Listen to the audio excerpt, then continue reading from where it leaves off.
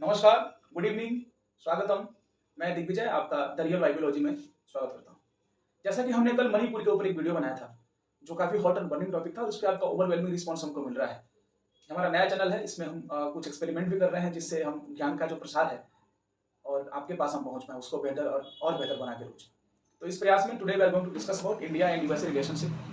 थोड़ा vast topic है और हम इसके पूरा बैकग्राउंड हिस्ट्री और जो फ्यूचर प्रोस्पेक्ट है सबके बारे में डिस्कस करेंगे। तो it will take at least 2 episodes. अगर तीन भी बन जाए तो अच्छी बात होगी। Here we start.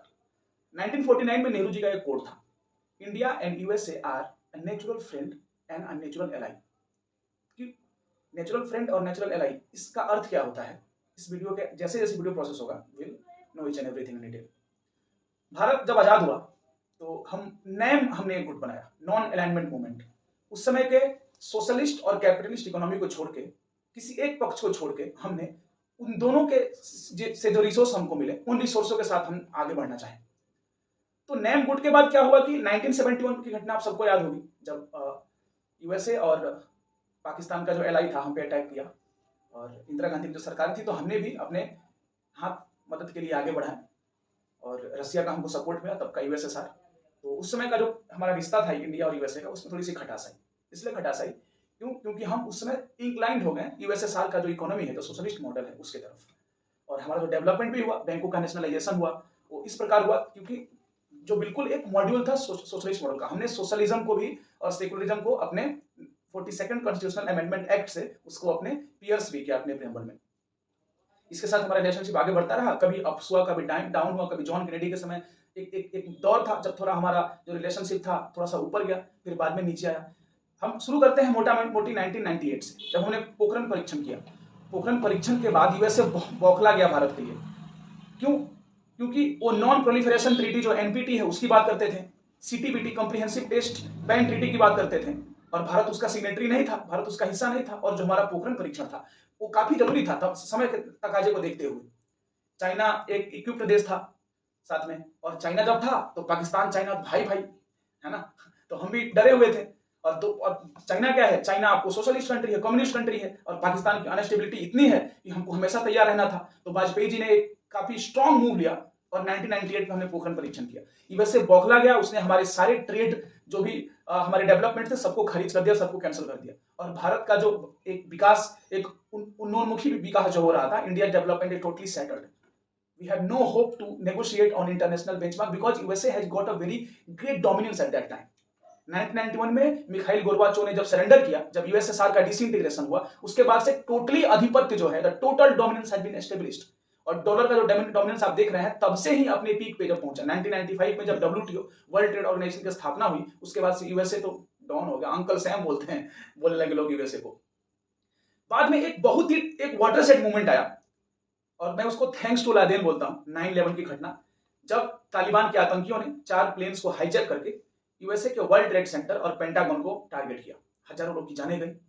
और भारत बार बार बोलता रहा यूएन के मंचों से, बायलैटरल फोरम्स पे यूएसए को, कि हम टेररिस्ट से परेशान हैं। पाकिस्तान की जो पॉलिसी है, cut with bleed with 1000 cuts, उससे हम परेशान हैं। बार बार हम जो उसके द्वारा स्पॉन्सर जो टेररिस्ट है ऑर्गेनाइजेशन है, जो पीओके में एस्टेब्लिश्ड है, उसके चलते हम हमेशा परेशान होते हैं। हमारी इकोनॉमी, हमारी सोशल फ्रेमवर्क, सब कुछ तहस नहस होता है, परेशान होता है। यूएसए मानता ही नहीं था, बोलता है टेररिज्म क्या होता है।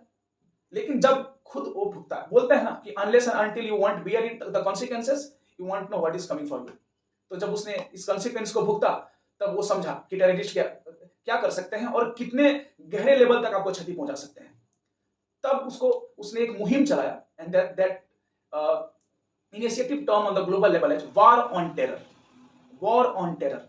और अफगानिस्तान में, क्योंकि ओसामा बिन लादेन के जो आउटलेट्स थे वो मोर ओवर अफगानिस्तान में थे उस समय, अफगानिस्तान में उसने टारगेट किया। और अफगानिस्तान में उस समय तालिबानियों की सरकार थी, खदेड़ के भगा दिया, और खदेड़ के भगा दिया वहां से तालिबानियों को, और वहां पे अफगानिस्तान की सरकार बनवाई। भारत भी अपना झाड़ू वाड़ू लेके पहुंचा, दूतावास को साफ सफाई किया, और फिर हमने फिर अपना वहां पे दूतावास भारत ने स्थापित कर लिया। उसके बाद अमेरिका ने बार बार भारत से पूछा हमारे तरीके को जाना कि हम कैसे टैकल करते हैं, और आतंकवाद एक्चुअली है क्या, कितने गंभीर कॉन्सिक्वेंसेस हो सकते हैं। अमेरिका जान गया था, और अमेरिका जब जान गया था तो यूरोप भी अमेरिका के साथ सहानुभूति दिखाता है, because they think that the western part of world is more civilised, more develop. और कहीं ना कहीं है भी, इस बात मानने से हम और आप इनकार कर भी लेंगे तो इनकार इनकार ही होगा। तो बाद में जब अमेरिका ने रिकॉग्नाइज किया टेररिज्म क्या है, तब भारत एक दूसरे से करीब आए। हमारे जो ट्रेड्स थे, जो वर्ल्ड ट्रेड्स थे, हमारे इंटरनेशनल जो ट्रेड्स थे, वहां पे अमेरिका ने हमारा हेल्प किया। हाँ, जो हमारी एनर्जी की जरूरतें थी, जो सिविल न्यूक्लियर डील एक ऐतिहासिक फैसला था 2008 का। मनमोहन सिंह सरकार की सबसे बड़ी उपलब्धि थी सिविल न्यूक्लियर डील। उस समय के जॉर्ज बुश ने बिना एनपीटी के सिग्नेटरी किए हुए, बिना सीटीबीटी के साइन किए हुए। एनपीटी और सीटीबीटी क्या होता है? नॉन प्रोलिफरेशन एक ट्रीटी होती है न्यूक्लियर वेपन्स की। तो उसमें क्या होता है कि हम मनमोहन सिंह ने कहा कि देखिए, हम तो न्यूक्लियर वेपन जो आपसे ऊर्जा लेंगे, यूरेनियम 235/98 लेंगे, जो आइसोटोप लेंगे यूरेनियम का, वो लेंगे हम एनर्जी के डेवलपमेंट के लिए। भारत में एनर्जी की बहुत जरूरत थी उस समय। हम पिछड़ रहे थे और देशों के मुकाबले, और अब हम डेवलपिंग देश थे। अगर हमको डेवलप देश की तरफ कदम बढ़ाना था अपना, तो हमको ऊर्जा की आवश्यकता थी। ऊर्जा की आवश्यकता इसलिए थी क्योंकि India is a country of villages. हमारे यहाँ इतने विलेजेस, इतनी वास्ट डाइवर्सिटी है, इतने बड़े इंडिया को सब कॉन्टिनेंट कहा जाता है इंडिया के डेमोग्राफी और जियोग्राफी के चलते। तो हमको हर क्षेत्र में अपनी ऊर्जा की खपत को बढ़ाने के लिए हमको हमारे लिए सिर्फ थर्मल पावर प्लांट और हाइड्रोलिक पावर प्लांट जो ट्रेडिशनल थे, हमारे लिए कम पड़ रहे थे। तो हमारी ऊर्जा की खपत को पूरा करने के लिए मनमोहन सिंह सरकार ने सिविल न्यूक्लियर डील किया, और वो सिविल न्यूक्लियर डील इतना ऐतिहासिक साबित हुआ। और उस सिविल न्यूक्लियर डील को करने के लिए यूएसए ने पूरी दुनिया को एक तरफ करके हमारा साथ दिया। The whole world was against India कि how can a country can avail these isotopes of uranium without signing the bond or the treaty of NPT and CTBT। But USA ने हर कदम कदम पे हमारा नेगोशिएशन किया, और ये नेगोशिएशन करके USA ने भारत को अपना नेचुरल एलाई बनाने के लिए मजबूर किया। मजबूर नहीं कर सकते हैं, हमको यूएसए ने अपना नेचुरल एलाई बनाया, और भारत के लिए गर्व की बात थी कि हम यूएसए के साथ हम पैरेलल खड़ा होते थे। तब बाद में 2008 के बाद से मिलिट्री, डिफेंस, स्ट्रेटजी और भी बहुत सारे डेवलपमेंट हुए, and which we will discuss in our next part of videos. Thank you so much. Good night.